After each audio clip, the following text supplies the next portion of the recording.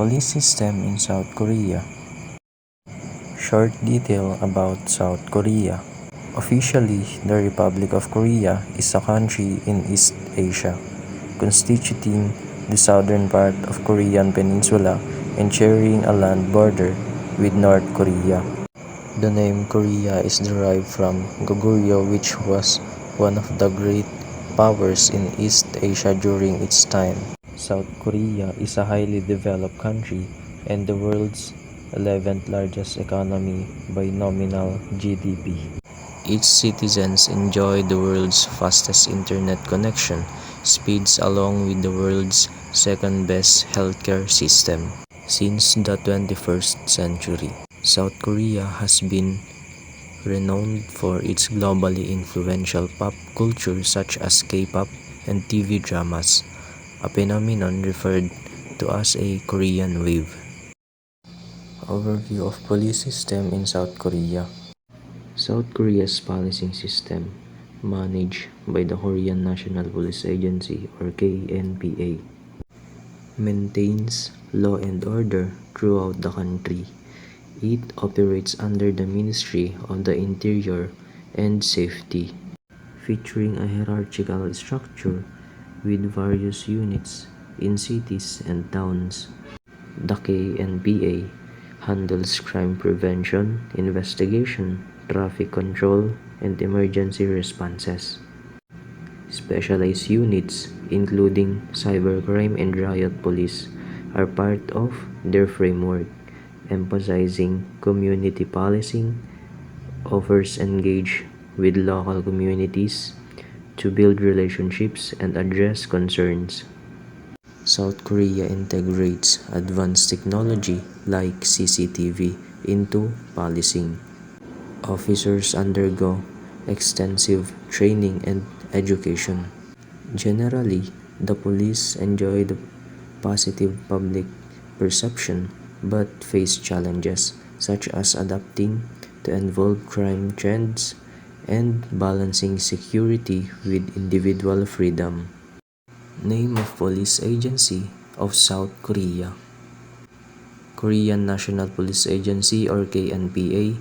It is the national law enforcement agency responsible for maintaining public safety, law enforcement, and crime prevention throughout the country. The KNPA oversees various local police stations, specialized units, and law enforcement divisions. Departments in South Korea. The Police Department falls under the jurisdiction of the Korean National Police Agency. The KNPA is responsible for overseeing and managing law enforcement throughout the country. Within this overarching agency, there are various departments, units, and divisions that handle specific aspects of policing, such as crime investigation, cybercrime, traffic control, special operations or SWAT teams, riot control, and community policing. These departments and units operate under the umbrella of the Korean National Police Agency to ensure overall maintenance of law and order within South Korea. Type of law enforcement. Centralized. Centralized refers to the system or organization in which control, decision-making, or resources are concentrated in a single central authority or location. In a centralized system, power and authority are typically held by a central entity which makes decisions and provides directions for an entire system or organization. Estimated strength of South Korean police is approximately 125,000 this 2023. The motto of Korean National Police is safety and order at the highest level, means ensuring the utmost level of safety and organization. It implies that measures or actions are taken to maintain the highest possible standards of safety and order to particular context or situation. Short history of police system in South Korea. The modern police system in South Korea has root at the late 19th and early 20th century during the Japanese occupation on 1910 to 1945, when the Japanese colonial administration established a police force in Korea. After Korea gained independence from Japan in 1945, efforts were made to recognize the police system. Initially, the Korean Constabulary was formed in the south and the Korean National Police in the north. However, the division of the Korean Peninsula in 1948 led to the establishment of separate police forces in what are now North Korea and South Korea.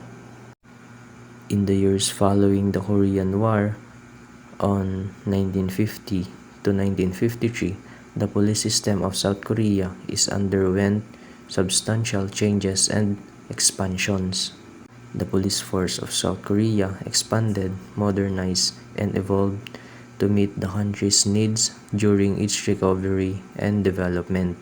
During periods of military rule, the authoritarian governance in South Korea, such as under Park Chung-hee's rule in the 1960s and 1970s, the police were sometimes used to suppress political dissent and maintain control. South Korea went through significant political changes in the late 20th century, transitioning to democracy.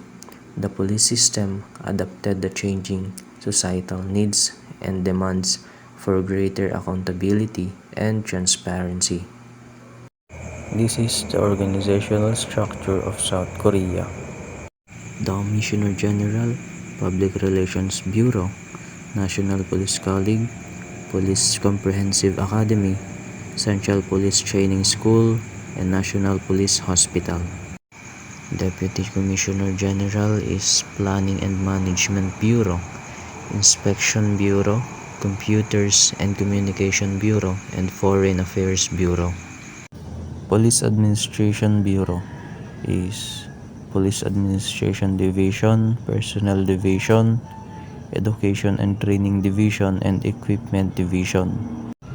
Criminal Prevention Bureau, Crime Prevention Planning Division, and Crime Prevention Guidance Division. Next is Criminal Affairs Bureau, or Investigation Division, Special Investigation Division, Detective Division, Investigation and Examination Division, and Identification Division.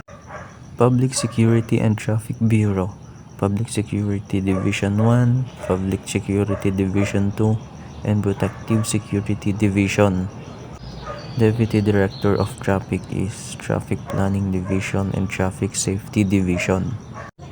Intelligence Bureau, or Intelligence Division 1, Intelligence Division 2, Intelligence Division 3, and Intelligence Division 4 of Deputy Director for Planning Intelligence. National Security Bureau is National Security Division 1, National Security Division 2, National Security Division 3, and National Security Division 4. Last is Provincial Police Agency, Police Station, or Police Box. Police recruitments in South Korea. Citizenship, or you must be a South Korean citizen. Age generally, you should be between 20 and 35 years old. In education, a high school diploma or equivalent is typically required. Some positions may require a bachelor's degree. Criminal record, you should have no significant criminal records. Physical fitness, you will need to pass physical fitness tests, including running, strength, and endurance assessments. Mental health, you should be in good mental health and pass psychological evaluation. Language skills proficiency in Korean is essential, as it's the primary language used in law enforcement. Military service, South Korean men are required to complete their mandatory military service, and this can be a prerequisite for some police roles. Training. Successful candidates undergo training at the Police Training Institute. Firearms, weapon and equipment. Handguns, batons, pepper spray, handcuffs, body armor, radios, flashlights, vehicles, helmets, shields, and tear gas. There are 6 examples of uniforms of police officers in South Korea. There are 11 rank and insignia in South Korea. The Commissioner General, Deputy Commissioner General, Assistant Commissioner, Chief Superintendent, Superintendent, Inspector, Senior Sergeant, Sergeant, Senior Constable, Constable in 5 years, and Constable. Best practices in South Korea. Foreigners Human Rights Protection Center. 19 million tourists every year. Phone interpreter or pick-up phone. Connected CCTVs from vehicles and automatic search system for wanted vehicles. GeoPros Advanced Geographical Profiling System. Smart search to identify crime risk indexes by type, region, and time zone. Other details. Myeongdong, Seodamun, Seoul, KNPA headquarters. KNPA is divided into 16 local police agencies. Aside from the KNPA, the following, they have their own police organizations: National Park Services, Ministry of Land, Infrastructure, and Transportation. Korean Coast Guard absorbed into KNPA. The number of law enforcement firearms is 129,317 firearms. Last is Combat Police Division or Anti-Riot Primarily Unit or Riot Policing. Good afternoon, everyone. This presentation is all about the police system of North Korea. Herewith is a short details about North Korea. North Korea. The Democratic People's Republic of Korea is a country in East Asia constituting the northern part of the Korean peninsula, with Pyongyang the capital and the largest city in the country. It is bordered by South Korea, with the heavily fortified Korean Demilitarized Zone separating the two. Nevertheless, North Korea, like its southern counterpart, claims to be the legitimate government of the entire peninsula and adjacent island. So ano nga ba ang Korean Demilitarized Zone? The North Korean side of the DMZ primarily serves to stop an invasion of North Korea from the south. Its other purpose is to ensure that North Korean citizens face significant difficulty in any effort to defect to South Korea. The DMZ also signifies ceasefire between South and North Korea. Next is the overview of their police system. Country, North Korea. Police agency, it is called Ministry of People's Security, while in the Philippines, it is the PNP or the Philippine National Police. Department is under Justice and Security, while in the Philippines, it is under DILG. Commission ranks, highest is general, lowest is private, while in the Philippines, under RA 11200 or the new rank classification, highest rank is police general, while lowest rank is patrolman or patrolwoman. Motto: powerful and prosperous nation. Powerful because as you can see they are strict especially on firearms, and prosperous because as you can see they had a lot of big infrastructures. Type of law enforcement: centralized, just like in the Philippines, which means we only have one police organization. Estimated strength is about 144,000, while in the Philippines we have 210,000 and still existing. Next is a short history about their police system. In North Korea, the state has two domestic law enforcement agencies: the Secret Police, officially called the Ministry for Protection of State Security, and the Ordinary Police, officially called the Ministry of People's Security. These are their following roles. The Secret Police runs prison camps investigates domestic espionage, and repatriates defectors. It has been called the Secret Police, the National Security Agency, and many other names throughout the years, and is divided into two sections. The ordinary police, it maintains law and public order, investigates common criminal cases, manages the prison system and traffic control. It monitors citizens' political attitudes, conducts background investigations, census and civil registrations, controls individual travel, manages the government's classified documents, and many more. Next is their organizational structure. First, we have the president. Under the president, on the left side, we have the state secretary in the National Security Office. On the right side, we have the Presidential Security Service and the National Human Rights Commission. Under pa rin ng president, we have the Audit and Inspection, National Intelligence Service, and the Korean Communication Commission. Under these three, we have the National Security Council, National Unification Advisory Council, National Economic Advisory Council, and the Presidential Advisory Council on Science and Technology. Under the President, we have the Prime Minister. Under the Prime Minister, on the left side, we have the Office for Government Policy Coordination. On the right side, we have the Prime Minister Secretariat. Under the Prime Minister, we also have the Ministry of Patriots and Veteran Affairs, Ministry of Personnel Management, Ministry of Government Legislative, Ministry of Food and Drug Security, Fair Trade Commission, Finance Service Commission, Anti-Corruption and Civil Rights Commission, and the Nuclear Safety and Security Commission. Under these branches, we also have the Ministry of Strategy and Finance, Ministry of Education, Ministry of Science and ICT, Ministry of Foreign Affairs, Ministry of Unification, Ministry of Justice, Ministry of National Defense, down to the Ministry of SMS and Startups. Next is the recruitment. The recruitment of new police officers is conducted at two levels. High school students are offered the rank of private, while university students are promoted directly to junior lieutenant should they accept the job.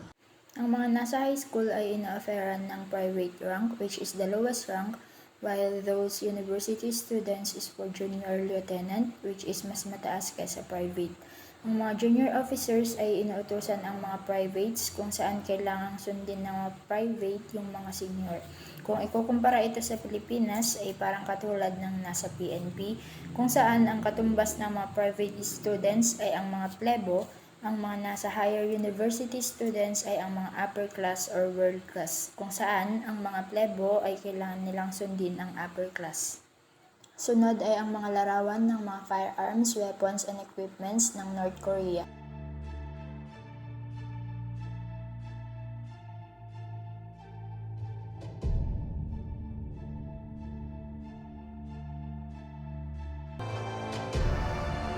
This is a 50 Wins production.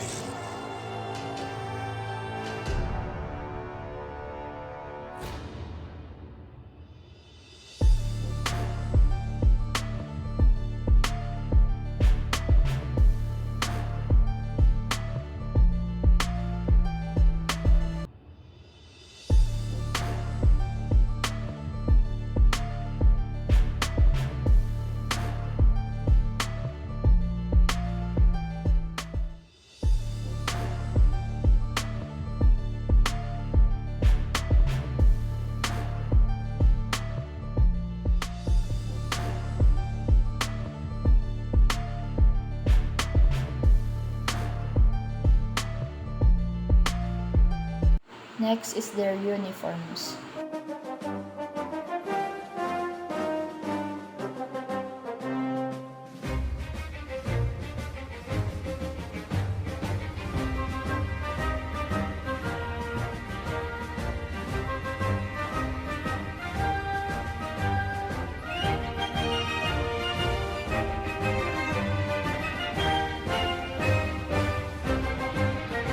They also have the winter uniform. Winter uniform for law enforcement officials are marked by Russian-style Ushanka caps. The fur caps are also used by traffic police personnel during cold weather as seen on the picture. Rank and insignia. The highest rank is General na may 4 na stars. Next is the Colonel General na may 3 stars. Lieutenant General, 2 stars. Major General, 1 stars down to Private. While in the Philippines, ang pinakamataas na rank is Police General and the lowest rank is the Patrolman and Patrolwoman. Best practices.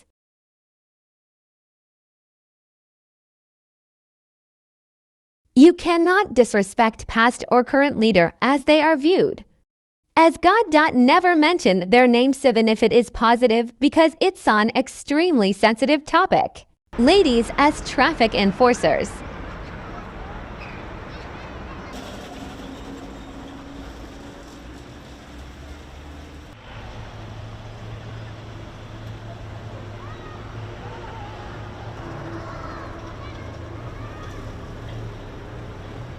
그래서 제가 처음 미국에 나섰을 때는 정말 힘들었습니다.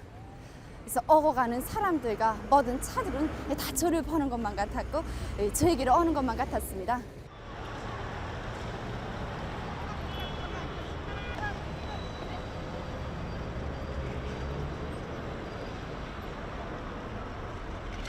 그래서 매 동작 하나하나 절도가 나고 능란하며 패기 있게 수행해야 했는데 그렇게 준비하는 과정에는 부단한 반복 동작과 강도 높은 훈련으로 때로는 지칠 때도 있었습니다. 그래서 구레나 그때마다 저를 일으켜 세워주고 또 밀어준 것은 온 한 해 오로지 우리 인민의 행복을 위해서 현시도기를 곧고 걸으시는 우리 본스님께서 저희 근무하는 모습을 봐주실 것만 같은 이런 생각이었으며 그러하여 훈련으로 밤을 지새고 새날을 맞아도 힘든 줄을 몰랐습니다.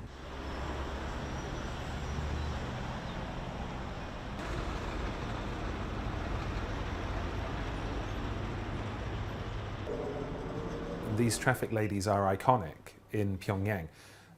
If you go to other cities in North Korea, they're all men. And because their uniforms are quite striking and because they're very attractive, this is a reason that they have become very popular for tourists.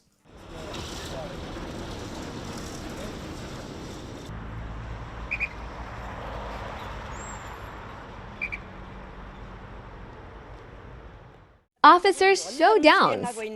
우리의 용맹한 전투원들에게 관중들은 열광적인 박수를 보내고 있습니다.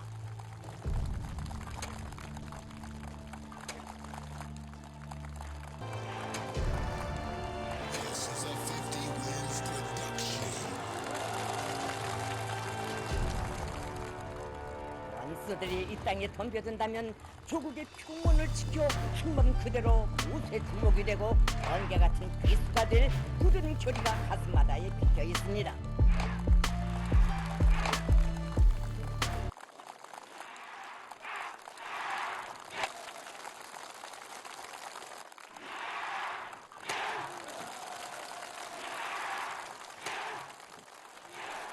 이 땅의 품속에서 자란 조선인민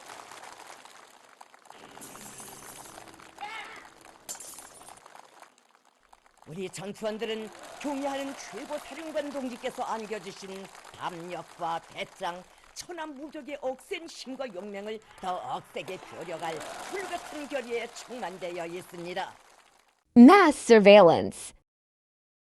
Mass surveillance in North Korea is a routine practice employed throughout the country. One North Korea operates a vast network of informants who monitor and report to the authorities fellow citizens they suspect of criminal or subversive behavior. To North Korea has been described as a massive police state and its people under constant surveillance, continuous progression of war equipments. North Korea could have the material for more than 100 nuclear weapons, according to analysts' estimates. It has successfully tested missiles that could strike the United States with a nuclear warhead. It has the world's fourth largest military, with more than 1.2 million personnel, and is believed to possess chemical and biological weapons, despite UN Security Council sanctions and past summits involving North Korea, South Korea, and the United States on denuclearization. Pyongyang continues to test ballistic missiles. Other details about North Korea. State-approved haircuts. These approved styles are carefully curated to prevent any influence from the outside world, reflecting the regime's obsession with maintaining ideological purity.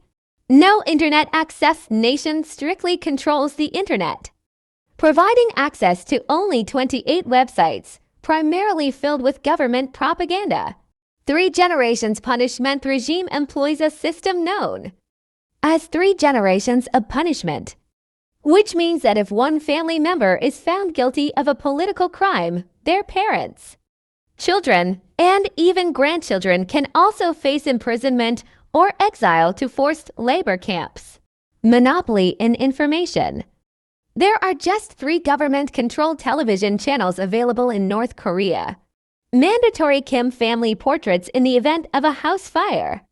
It's mandatory to rescue the leader's portrait before anything else, including your own children, or you may face jail time. Every North Korean household is required to display portraits of Kim Il-sung and Kim Jong-il, which must be hung on the most prominent wall in the living room.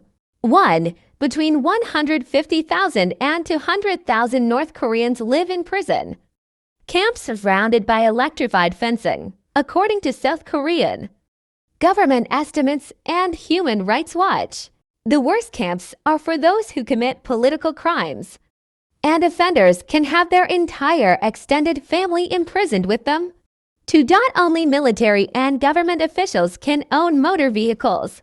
3. The Ministry of Social Security MSS maintains most law enforcement activities. It is one of the most powerful state institutions in North Korea and oversees the National Police Force, investigates criminal cases, and manages non-political correctional facilities. 4. Political camps can be short-term re-education zones or Kwaliso total control zones for lifetime detention. Thank you for watching and listening.